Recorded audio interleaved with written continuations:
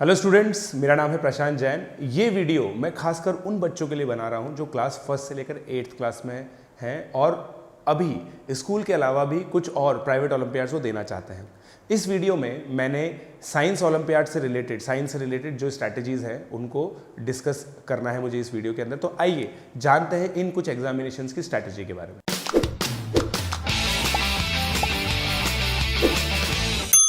Welcome back. सबसे पहले हम लोग इन एग्जामिनेशन के बारे में ये चीज़ जान लेते हैं कि इनका सिलेबस क्या होता है। ये एग्जामिनेशन फर्स्ट क्लास से 8th क्लास में सभी बच्चों के लिए क्लास वाइज होते हैं, सबसे पहली बात तो।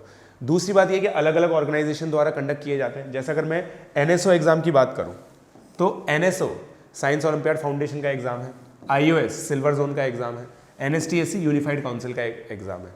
और ख़ास बात यह है कि इन सभी की इंडिविजुअल रेफरेंस बुक्स भी है इसके अंदर, ठीक है। तो अब इसी हिसाब से हमने स्ट्रैटेजी बनाई है हमने, वो मैं बताता हूँ। सबसे पहले मैं सिलेबस की बात करूँगा।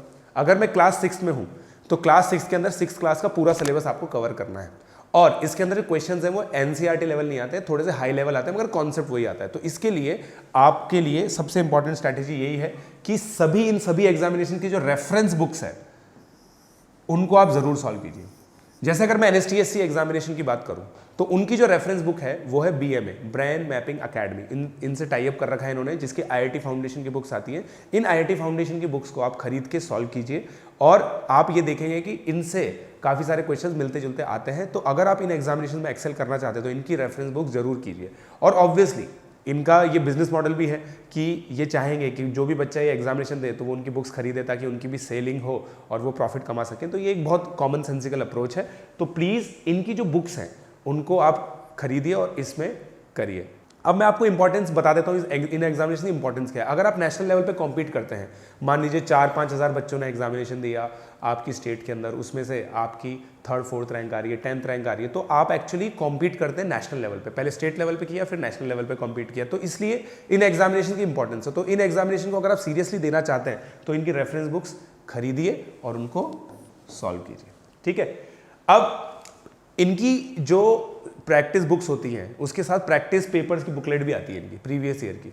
तो अगर मैं NSTSC का एग्जामिनेशन लूँ जो काफ़ी ओल्ड एग्जामिनेशन है, one of the most oldest private olympiad examination है वो, तो उसकी अगर मैं बात करूँ तो प्रैक्टिस पेपर्स आपको इसके लेने होंगे, प्रीवियस ईयर के कुछ क्वेश्चन देखने हो ताकि आपको क्वेश्चन का लेवल समझ में आए।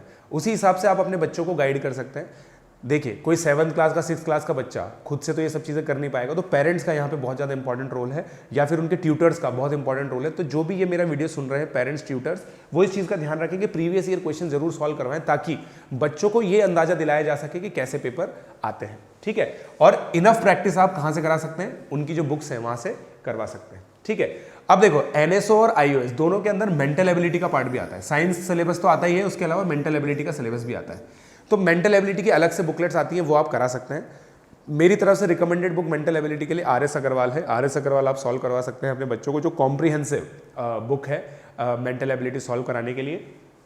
तो आप बेसिकली मेंटल एबिलिटी से भी बहुत अच्छा परफॉर्म कर सकते हैं, खासकर NSO और IOS में। NSTSC में मेंटल एबिलिटी का पार्ट नहीं आता है, उसमें जनरल साइंस का जनरल नॉलेज का इनफैक्ट पार्ट आता है। NSTSC के अंदर मैथ्स और साइंस दोनों आते हैं, उसके अलावा जनरल नॉलेज आती है, तो वो एक अलग क्वेश्चन पैटर्न हो जाता है, ठीक है। मैंने खुद ने NSTSC का एग्जाम दिया हुआ है और जब मैं 11th क्लास में था, 11th क्लास में मेरी ऑल इंडिया रैंक 16 आई थी NSTSC के अंदर, जो कि काफ़ी अच्छी रैंक मानी जाती है। और मैंने फोकस बेसिकली इसी चीज़ पे किया था कि मैं प्रीवियस ईयर पेपर्स देख के उनको सॉल्व कर लूँ। तो मेरे हिसाब से जो प्रिपरेशन स्ट्रैटेजी है, अगर मैं नटशेल में बात करूं, आपको जिस क्लास में है आप उसका सिलेबस आपको पूरा का पूरा सॉल्व करना है। कौन सी बुक्स है? NSTSC की बुक्स है, मतलब NSTSC अगर आप एग्जाम दे रहे हैं तो NSTSC की रेफरेंस बुक से आपको सॉल्व करना है। NSO दे रहे हैं तो NSO की रेफरेंस बुक से सॉल्व करना है। मगर कुल मिला के आपको सारा का सारा उनका रेफरेंस मटेरियल पढ़ना पड़ेगा अगर आप अच्छी रैंक लाना चाहते हैं। तो इनफ प्रैक्टिस कीजिए, मेंटल एबिलिटी पूरा अच्छे से फोकस कीजिए और एट द एंड बस कुछ प्रीवियस ईयर पेपर सॉल्व कीजिए।